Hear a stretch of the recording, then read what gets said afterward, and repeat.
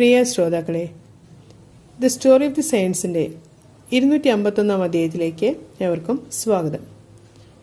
വിശുദ്ധ റോച്ചിന് ശേഷം ഈ ആഴ്ച വിശുദ്ധ ലിബേരാറ്റസും സഹവിശുദ്ധരും രക്തസാക്ഷികളുമായ 6 സന്യാസിമാരെ കുറിച്ചാണ്.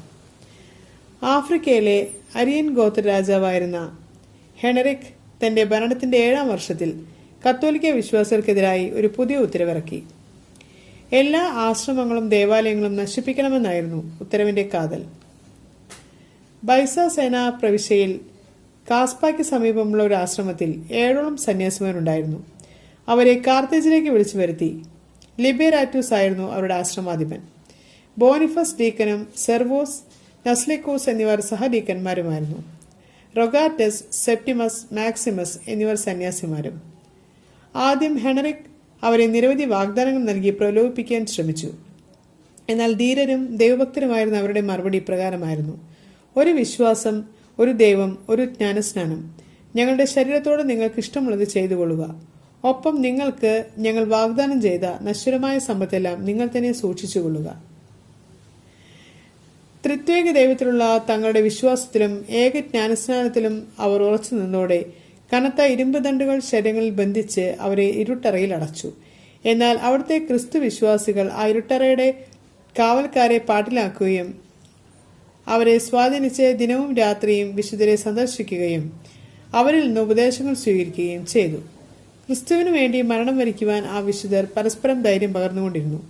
ഇതേക്കുറിച്ചറിഞ്ഞ രാജാവ് അവരെ അതുവരെ കേൾക്കാത്ത മർദ്ദനോപകരണങ്ങൾ കൊണ്ട് മർദ്ദിക്കുവാനും കൂടുതൽ ഭാരമുള്ള ഇരുമ്പ് ദണ്ടുകളിൽ ബന്ധിക്കുവാനും ഉത്തരവിട്ടു. അധികം താമസിയാതെ രാജാവ് അവരെ ഒരു പഴയ കപ്പലിൽ ഇരുത്തി കടലിൽ വെച്ച് അഗ്നിക്കിരയാക്കാൻ ഉത്തരവിട്ടു.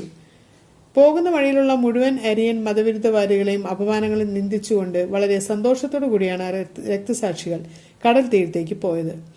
ചെറുപ്പക്കാരായിരുന്ന മാക്സിമസിനെ പാട്ടിലാക്കുവാൻ പ്രത്യേകം ശ്രമം തന്നെ ആ മർദ്ദകർ നടത്തി. തന്റെ നാമം സ്തുതിക്കുവാൻ ചെറിയ കുട്ടികളുടെ നാവിനെ പോലും വിശേഷപ്പെട്ടതാക്കുന്ന ദൈവം അവരുടെ പ്രലോഭനങ്ങളെ ചെറുക്കുവാനുള്ള ധൈര്യം വിശുദ്ധന് നൽകി. ആരുടെ ഒപ്പമാണോ താൻ നിത്യമഹത്വത്തിനു വേണ്ടി പരിശ്രമിച്ചുകൊണ്ട് അനുതാപജീവിതം നയിക്കുന്നത്, ആ ദിവ്യനായ ആശ്രമാധിപനിൽ നിന്നും സഹോദരന്മാരിൽ നിന്നും തന്നെ ഒരിക്കലും വേർതിരിക്കാൻ കഴിയില്ല എന്നവൻ വളരെ കർശനമായി തന്നെ പറഞ്ഞു. അത് തുടർന്ന് ഉണങ്ങിയ വിറകുകൊള്ളികൾ നിറച്ച ഒരു പഴയ യാനപാത്രത്തിൽ ആ 7 പേരെയും കയറ്റി മരത്തിൽ ബന്ധിച്ചു. നിരവധി തവണ തീ കൊളുത്തിയെങ്കിലും പെട്ടെന്ന് തന്നെ അത് അണഞ്ഞുപോയി. ആ യാനപാത്രത്തിൽ തീ കൊളുത്തുവാനുള്ള എല്ലാ ശ്രമങ്ങളും പരാജയപ്പെട്ടു. അതിൽ കോപാകുലനായ രാജാവ് തുഴകൾ ഉപയോഗിച്ച് അവരുടെ തലച്ചോർ തകർക്കുവാൻ ഉത്തരവിടുകയും അപ്രകാരം ചെയ്യുകയും ചെയ്തു. അവരുടെ മൃതദേഹങ്ങൾ കടലിലേക്ക് എറിഞ്ഞുവെങ്കിലും ആ തീരത്ത് പതിവില്ലാത്ത രീതിയിൽ ആ മൃതദേഹങ്ങൾ കരയ്ക്കടഞ്ഞു. അവിടുത്തെ വിശ്വാസികൾ ആ വിശുദ്ധരുടെ മൃതദേഹങ്ങൾ എടുത്ത് ബിഗുവായിലെ വിസ്ത സെലേരിയൂസിന്റെ ദേവാലയത്തിന് സമീപം ആദരവോടെ അടക്കം ചെയ്തു. 483 ഈ വിശുദ്ധർ രക്തസാക്ഷിത്വം വരിച്ചത്. ഇനി നമുക്ക് ഇന്നത്തെ ചിന്താവിഷയം എന്താണെന്ന് ശ്രദ്ധിക്കാം. സ്നേഹം, സമ്പാദ്യം തുടങ്ങിയ എല്ലാറ്റിനും അവകാശം പറയുവാൻ ആളുകൾ കാണും. എന്നാൽ അവകാശികളില്ലാത്ത ഒന്നുണ്ട്, അതാണ് ദുഃഖം. അത് പങ്കുവയ്ക്കാനും സ്വീകരിക്കാനും ആരും കാണില്ല. ദുഃഖത്തിൽ നമ്മെ ചേർത്ത് പിടിക്കുന്നവരെ ഒരിക്കലും കൈവിടാതിരിക്കുക. ഏവർക്കും നന്ദി.